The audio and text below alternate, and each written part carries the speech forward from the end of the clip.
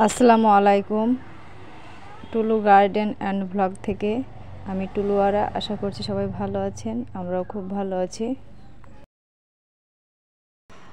আমি আপনাদের মাঝে আরেকটি নতুন ব্লগ নিয়ে হাজির হলাম। আপনারা দেখতে থাকুন এবং সাথে থাকুন।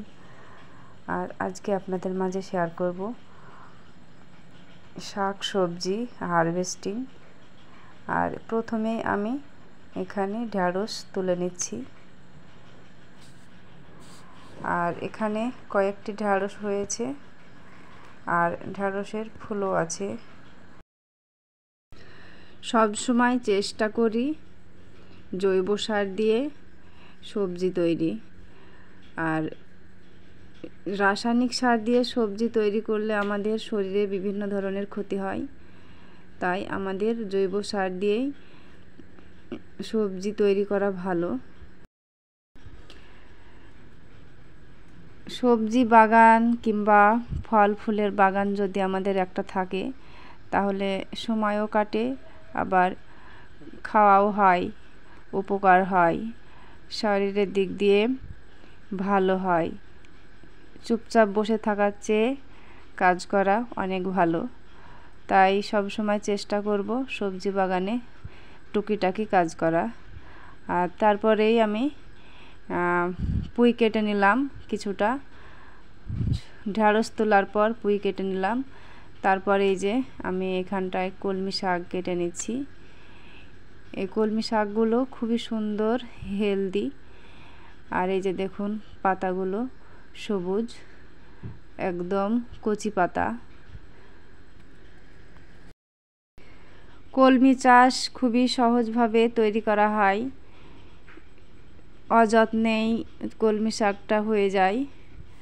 আর এই যে দেখুন ঘন ঘন মানে সকাল সন্ধ্যায় জল দিলেই কোনো সমস্যা হয় না। কত সুন্দর সবুজ পাতা। আর কলমি শাক আমাদের খাওয়াটাও শরীরের পক্ষে খুবই ভালো। রাসায়নিক সার ছাড়াই জৈব সার দিয়ে তৈরি। কলমি শাকের ডালপালাগুলো খুবই ঘন ঘন আছে, তাই বাড়তে পারছে না। আর আমি একদিন এই ডালগুলো আমি মাঝে মধ্যে কেটে আরেকটি বেডে লাগাবো, সেটাও আপনাদের আমি শেয়ার করব। আর আমার ভিডিওটি যারা দেখছেন লাইক দিয়ে দেখা শুরু করবেন, ভালো লাগলে সাবস্ক্রাইব করবেন, আর বেশি ভালো লাগলে কমেন্ট করে জানাবেন আপনার মতামতটা। আর চেষ্টা করব আপনাদের মাঝে আরও নিত্য নতুন ভিডিও শেয়ার করার। আজকে আমি 3 ধরনের শাক আর একটি সবজি, এখানে আমি সবজি বলতে ঢ্যাঁড়সটা তুলে নিয়েছি আর পুঁই শাকটা তুলে নিয়েছি, আর এখন তুলে নিয়েছি কলমি শাক। আর তারপরে আমি তুলে নেব রাঙা আলুর শাক।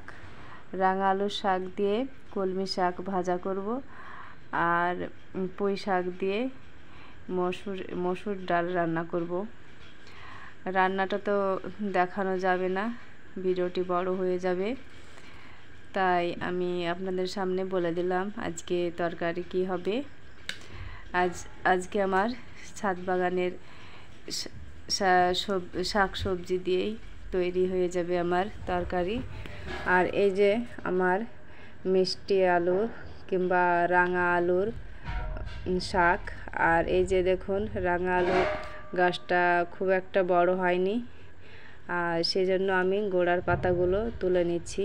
গোড়ার পাতাগুলো নষ্ট হয়ে যাবে।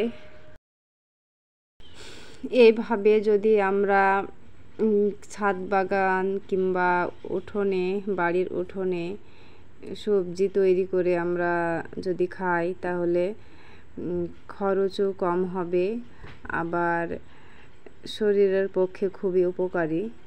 তাই আপনারাও চেষ্টা করবেন এইভাবে বাড়িতে সবজি তৈরি করে খাওয়ার। আমার এই ছাদ বাগানের বয়স 3 মাস চলছে। আর এই ছাদ বাগানের শুরুর পরেই আমি এই এক সপ্তাহের মধ্যে আমার 3বার সবজি তোলা হলো, শাক সবজি তোলা হলো। আর আপনারাও চেষ্টা করবেন এই ছাদ বাগান তৈরি, আবার জৈব সার দিয়ে। আর আমিও জৈব সার দিয়েই আমি এই ছাদ বাগানটা শুরু করেছি। আরও চেষ্টা করব ভালো ভালো ফলের গাছ লাগাবো, আরও সবজি লাগাবো, আপনাদের মাঝে শেয়ার করব।